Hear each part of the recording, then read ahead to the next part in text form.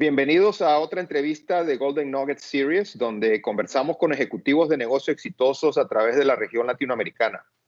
Yo soy Rodolfo Artiles y el día de hoy tenemos el honor y el placer de contar con mi amigo y colega Roberto Bobby Manjarrés, con quien hablaremos del tema optimización de costos.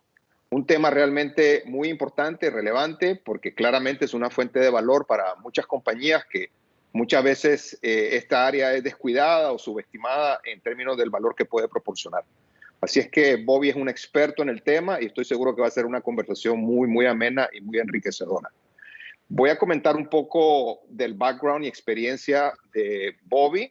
Él es graduado con un bachelor en ciencias en computación del Instituto Tecnológico de Monterrey y además diplomado en contabilidad y finanzas de la Universidad Panamericana, así como estudios de emprendimiento empresarial de la Escuela Anderson de UCLA. Bobby tiene más de 30 años de experiencia, es un profesional senior de negocio dentro de empresas de prestigio multinacional y él ha tenido la oportunidad de trabajar en compañías como Unilever, Dell Computers, Clorox, Electrolux y Conagra en diferentes posiciones en las áreas de finanzas, gerencias generales y vicepresidencias. Además, es socio de la empresa Spot Promo en México y miembro del directorio ejecutivo de varias empresas.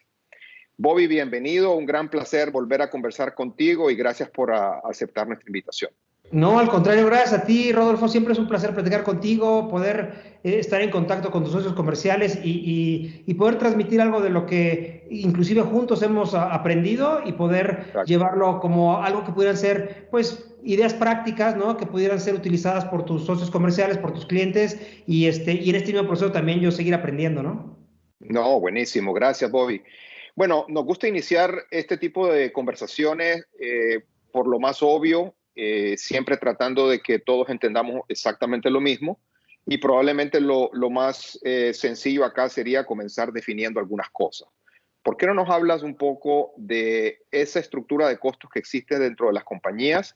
Cuando hablamos de costos directos, costos indirectos, ¿qué son? ¿Cómo se definen? Si nos puedes dar algunos ejemplos. Claro, el concepto de costos es muy amplio y hay en diferentes instancias se clasifican de diferente manera. Uno de los que tú mencionas, que es el costo directo e indirecto, y a veces también tiene una subdivisión que es costo fijo y variable, se los voy a explicar brevemente. El costo directo normalmente se asocia con aquel elemento de costo que va relacionado directamente con el producto o el servicio, el bien o el servicio que le llega al consumidor final. De tal manera que si hablamos de una pluma, por ejemplo, ¿no? Una pluma de escritura, pues un costo directo sería el plástico, ¿no? El plástico que va, ¿no? En la estructura de la pluma misma o la tinta que va dentro de este producto, ¿no? Ese es típicamente un costo directo.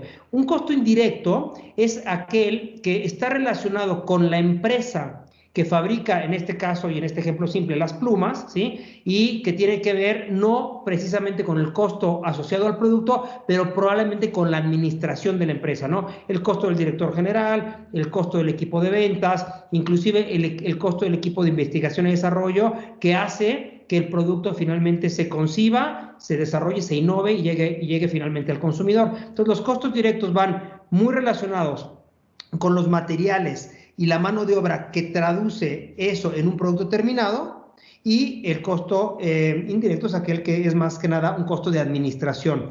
Típicamente los costos directos tienden a ser costos variables, ¿no? Donde si vendo más volumen, correcto, el costo sube en la misma proporción, vendo menos volumen, baja en cierta proporción, aunque hay ciertos gastos que se distribuyen. Y el costo, el costo que no es directo, normalmente es un costo fijo. Por ejemplo, la renta de unas oficinas de una empresa. No importa si yo vendo mucho o poco producto o servicio, yo tengo que pagar una renta mensual que prácticamente es definida por un contrato en bases mensuales, ¿no? Exactamente. Y hablando de eso, entonces, ¿dónde crees que se encuentran las mayores oportunidades de optimización? ¿En qué área de costos específicamente? O si es que a través de toda la estructura podemos encontrar oportunidades. Yo creo que se pueden encontrar en todas, pero depende mucho la óptica y el momento inclusive del negocio en donde debes de buscar. Déjame irme un paso atrás y era un concepto que me gusta mucho, que es la creación de valor. Para poder entrar a detalle cómo atender el costo, creo que lo más importante es que no perdamos de vista la ecuación de creación de valor, ¿no? Y para mí la creación de valor, yo personalmente la divido en lo que yo llamo un triángulo equilátero, porque además tiene que estar bien balanceado de lo que llamo las tres letra C, las tres Cs, ¿no? Y entonces tenemos que agregar valor para nuestro consumidor, eso es una C, para nuestro cliente, que son los clientes comerciales con los que compañías de consumo operan, y la tercera C, que es también muy importante, la compañía. Y la compañía Claro. incluye dos elementos de valor: el accionista, que es el que de alguna manera arriesga su capital para que el negocio crezca, y los empleados de la misma empresa, ¿no? Que también llevan un valor al contribuir con la compañía. Si ese triángulo está en armonía, ¿sí? Es una ecuación ideal, porque estamos generando valor para todos Claro. nuestros, perdón la palabra en inglés, nuestros key stakeholders, la gente que es sumamente relevante para el desarrollo de ese bien o servicio. Ahora, para agregar valor, hay dos grandes palancas de creación de valor. Hay un poco más, pero hablando de costos, me voy a remitir a dos puntualmente: el precio y el costo, ¿sí? Y lo que estamos buscando es una ecuación óptima entre precio y costo para que se genere valor en esas tres dimensiones, ¿sí? De tal manera que ninguna salga perdiendo. Es decir, yo puedo dar un precio muy alto y entonces generaré un margen muy grande para la compañía, pero quizás es desfavorable para el cliente o para el consumidor. O al Claro. revés, puedo generar un precio muy bajo y mis costos son altos, genero un valor percibido para el consumidor y para el cliente, pero para la compañía no se genera valor. Por eso es importante mantener esto en armonía. Ahora, a tu pregunta, cuando nosotros queremos eficientar la ecuación de precio-costo, depende mucho inclusive de la época y del momento de la vida de un producto, ¿sí? Un producto que tiene más años de vida probablemente entra en una curva más pronunciada de optimizar el costo, porque tiene quizás más competencia, tiene menos valor percibido en el consumidor, y entonces lo que estamos buscando es una estrategia de reducción de costos. En etapas iniciales de un lanzamiento, cuando estás innovando, tu oportunidad está más en el precio, ¿sí? Porque es algo que no tiene Claro. tanta competencia, y entonces puedes generar una ventaja competitiva y tu margen típicamente es mejor, ¿no? Entonces, depende mucho del momento histórico de la marca o de la compañía, dónde pones foco. La optimización de costos es buena. Siempre es bueno replantearnos si el costo que estamos imprimiendo en un producto, directa o indirectamente en una empresa, es el adecuado. Pero hay que tener mucho cuidado que no nos vayamos en un esquema pendular, ¿no? Y cortemos el costo de tal manera Exacto. que le quitemos valor al producto que le estamos ofreciendo al cliente o al consumidor, ¿no? Exacto. Y siguiendo entonces esa línea de pensamiento que acabas de mencionar de lo último, tiene que haber un proceso ordenado, estructurado para poder detectar esas oportunidades y tomar las decisiones de reducción de costos. ¿Cuál debería ser ese proceso que tú recomendarías para hacer esto? Definitivamente no puede ser de la noche a la mañana, y no puedes decir, hoy le voy a cortar el costo a un producto determinado, ¿no? Si yo hago un producto alimenticio, que es un buen ejemplo, ¿no? El que sea, y yo le quito la calidad a los ingredientes, claramente la experiencia del consumidor se va a demeritar. Entonces, lo que normalmente se hace, y hay muchos procesos, uno muy estandarizado y que es muy común en algunas empresas, es llevar procesos que se le conocen comúnmente como Six Sigma, ¿no? Donde se hace un análisis Claro. detallado de cuál es la composición del costo, árboles de decisión, y uno analiza a un nivel muy granular, muy atómico, por así decirlo, muy detallado, los elementos del costo. Y uno se cuestiona entonces a través de ese proceso si al consumidor le agrega valor. Por ejemplo, hace muchos años tuvimos un caso práctico donde estábamos llevando corrugado de un producto de bienes de consumo, corrugado con impresiones a color, ¿no? Y entonces la Sí. pregunta que nos hicimos es, ¿hace sentido que el empaque primario, que es un corrugado, tenga Claro. impresiones a color a un costo más alto? Y nos dimos cuenta que no le agrega ningún valor, porque lo que se lleva el consumidor es un producto fuera del corrugado, ¿no? Entonces, ese es un Exacto. ejemplo que a través de un proceso de Six Sigma, estructurado y ordenando, haciendo las preguntas correctas, ¿sí? Nos lleva a inferir entonces si el costo le agrega valor al producto final o no. Y yo creo que eso es lo importante, porque lo que tenemos que evitar es caer en la trampa de cortar costos por solo el argumento de mejorar el margen. Claro que queremos mejorar el margen, pero no debemos de dejar fuera de la vista y digamos del análisis la ecuación de valor que hablábamos al principio de la charla, ¿no? Sí, me encanta el concepto de introducir a la ecuación al consumidor. Si al final el consumidor está dispuesto a pagar X o Y característica o beneficio adicional que tienen nuestros productos, porque al final es el que termina pagando por todo eso, ¿no? Y si a él le hace sentido, pues, y es relevante para él, pues deberíamos mantenerse. Si no, muy probablemente deberíamos de repensarlo. Y muchas veces, cuando no ponemos al consumidor enfrente de esta discusión, pues nos encontramos con muchas ineficiencias en el camino, ¿no? Totalmente. Y esa es lo que mencionas, Rodolfo, es súper importante, porque siempre hay que preguntarnos si el consumidor estaría dispuesto a pagar por Exacto, el costo que nosotros incurrimos. Y hay costos que parecen muy obvios, pero cuando estás en el día a día de una empresa, esos costos pueden ser menos evidentes. Por ejemplo, exacto. un viaje, ¿no? Un viaje que hace un ejecutivo, ¿no?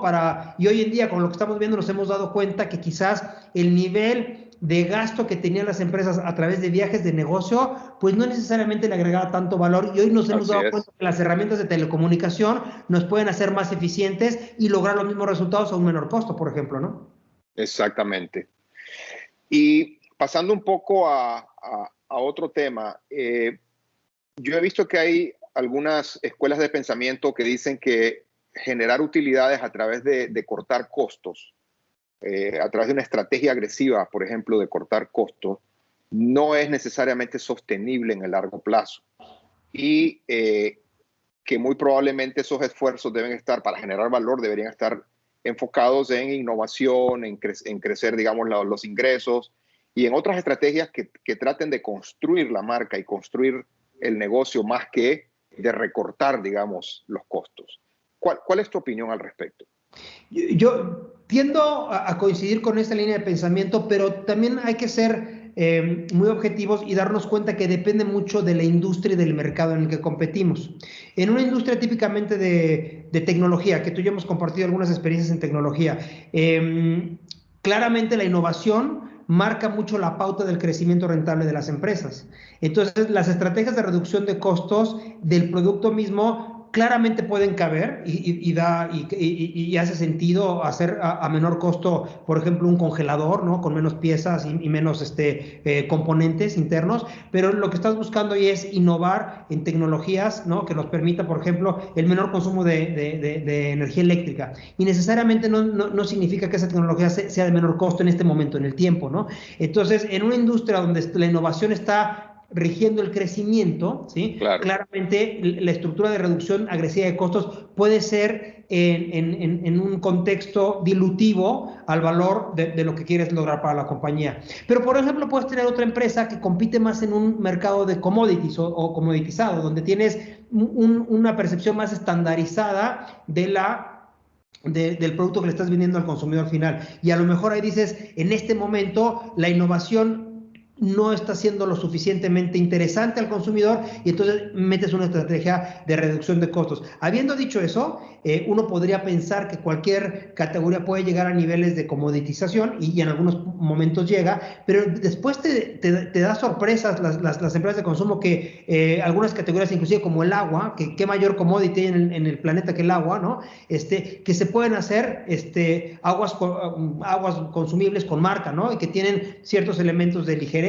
y ionización y cosas por el estilo, inclusive en elementos que son tan commodity como agua potable se puede innovar también, ¿no? Y entonces ahí ya no es una guerra de costos, sino de qué beneficios te agrega también un producto como ese que pudiera pensarse que es un producto commodity. En resumen, creo más en que el crecimiento sostenible viene apoyado por la innovación, pero también entiendo que en algunos momentos y ciclos del producto, más cuando van en declive y en lo que entra la siguiente ola de innovación, puede venir un momento de eficiencia en costos en lo que hoy se tiene en el mercado y entonces buscas eficientar y es lo que en algunas compañías le llaman gasolina para el crecimiento, fuel for growth, ¿no? Entonces yo optimizo, genero más margen y con eso puedo reinvertir para la innovación. Entonces lo bonito de esto es que se convierte en un ciclo virtuoso donde los productos que van en un ciclo de salida generan más rentabilidad a través de una mejora en el costo y se reinvierte parte de eso en productos nuevos más innovadores, ¿no? claro. Y me gusta mucho el enfoque que le estás dando porque creo que no hay una respuesta única, ¿no? Yo creo que va a depender mucho, como decías bien, del ciclo del producto, de la industria, de la categoría que estás manejando, del mercado mismo, que geográficamente hablando de qué país estamos hablando, de qué circunstancia del negocio, si es un startup, si es una compañía madura. O sea, hay muchos elementos que estarían determinando el cómo implementar una estrategia de reducción de costos, aunque vos y yo hemos trabajado en corporaciones multinacionales donde muchas veces esos recortes de costos o esas palancas, digamos, que utilizan como recortar costos para poder cumplir con los objetivos, son muy utilizadas. Por ejemplo, lo primero que recortan es los presupuestos de marketing o los presupuestos de market research o de desarrollo de productos. Y es como estandarizado, ¿no? O sea, lo primero que vamos a cortar, pues son estas cosas. Y de esa manera vamos a poder llegar al objetivo, ¿no? Y yo creo que de alguna manera tu respuesta a eso sería probablemente la misma, ¿no? Va a depender mucho de las circunstancias del negocio, ¿no?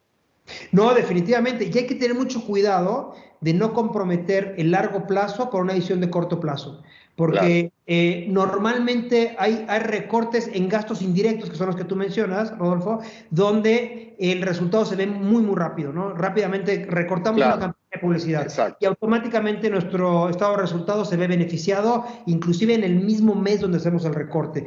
Pero el Exacto, efecto de esa decisión normalmente la vemos meses adelante. Y cuando exacto. dices, caray, ya no puedo regresar el tiempo a revertir la decisión porque la decisión ya está tomada, ¿no? Entonces, de alguna u otra manera, yo creo que hay que pensar de manera muy profunda qué consecuencia tiene cada decisión, porque lo que es un hecho es que no hay decisiones sin consecuencias. Entonces, lo que tú tienes que definir es cuál es el efecto mediano y largo plazo de la decisión y si estoy dispuesto a vivir con esa consecuencia en un análisis de escenarios, ¿no? Bueno, el recortar esta campaña de publicidad puede ser que en el corto plazo me dé la utilidad que estoy buscando, pero en el largo plazo me quite la oportunidad de entrar a un nuevo mercado, generar distribución adicional. Exacto. Entonces, lo más importante en este caso es hacer estos análisis que muchas veces llamamos análisis de sensibilidad o qué hubiera pasado, qué pasaría si, ¿no? Si Sí. corto esto, ¿qué pasa más adelante? Y entonces tomar una decisión un poquito más educada en el sentido de poder modelar posibilidades hacia adelante, ¿no? De acuerdo, totalmente de acuerdo. Otra de las cosas que hemos visto allá afuera es algunas metodologías que son, yo diría que bastante agresivas para poder obtener esas reducciones de costo. Hay un concepto muy generalizado, principalmente en las organizaciones de private equity, que le llaman el zero-based budgeting, ¿no? El presupuesto base cero. Uh -huh. Y para hablar un poquito de eso, ¿por qué no nos explicas cómo funciona, cuáles son sus ventajas y desventajas de hacer un presupuesto base cero? No, es una pregunta bien interesante porque el zero-based budgeting o zero-based costing, como algunas personas le llaman, es una metodología, ahora ya tiene muchos más años en el mercado, pero en algún momento se consideró no tradicional, ¿no? ¿Y cómo funciona el esquema o la metodología? Típicamente, cuando hablamos un presupuesto base cero, es como si empezáramos una empresa de la nada, de un instante de concepción, de un instante cero, ¿no?